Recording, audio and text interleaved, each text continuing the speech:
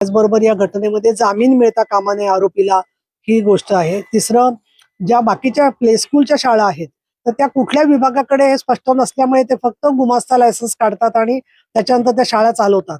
आपल्याला छोट्या मुलांचे पालक आणखी शाळांना कुठेही त्रास होता कामा नये, परंतु त्या शिक्षण विभागाच्या अंडरच घेतल्या पाहिजेत, कारण तिथे फक्त ते खेळण्याचं जरी म्हटलं तरी मुलांना शिक्षण दिलं जातं भाषेचं, गणिताचं.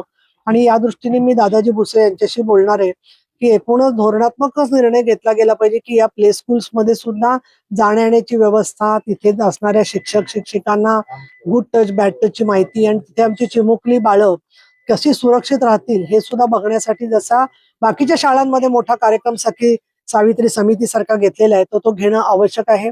यामध्ये शाळेच्याकडून हलगर्जीपणा जरूर झालेला आहे की त्यांनी बाहेर ती आउटसोर्स केलेली आहे गाडी. त्यांची स्वतःचीच असती परिचर आणि स्वतःचा स्टाफ असता तर त्यांना अधिक त्याच्यावरती नियंत्रण ठेवणं शक्य झालं असतं. त्यामुळे माझी शाळांना पण विनंती आहे, ज्या ज्या लोकांच्या मार्फत हे सगळं कळतंय त्यांना, की प्रत्येक शाळेमध्ये जी वाहनं वापरली जात आहेत त्या वाहनातल्या ड्रायव्हर्सचं किती त्यांना त्रास झाला तरी 20 असो वाहनं, 15 असो, 25 असो, त्यांची दर महिन्यातून एकदा त्यांचे वेंडर्स आणि त्यांचे स्वतःचे ड्रायव्हर्स असतील तर त्यांच्याबरोबर त्यांची तपासणी पण होणं गरजेचं आहे. दोन्ही डिपार्टमेंटना एकत्र बोलायला लागेल त्याच्यामध्ये की त्या शाळांचं परवानगी कोणाकडे ठेवायची, त्याचं नियमन कोणाकडे ठेवायचं.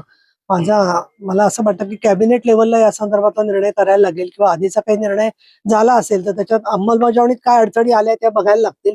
त्याच्यासाठी एखाद्याच कायदाही बदलायला लागू शकतो, कारण त्यांचं रजिस्ट्रेशन जर का झालंच नसेल तर काय काय आहे बघायचं रजिस्ट्रेशन मध्ये. या सगळ्या बाबतीमध्ये कुठेही कोणाला जास्त वैयक्तिक त्रास न होता सर्वसमावेशक असं धोरण करण्यासाठी माझा प्रयत्न राहील.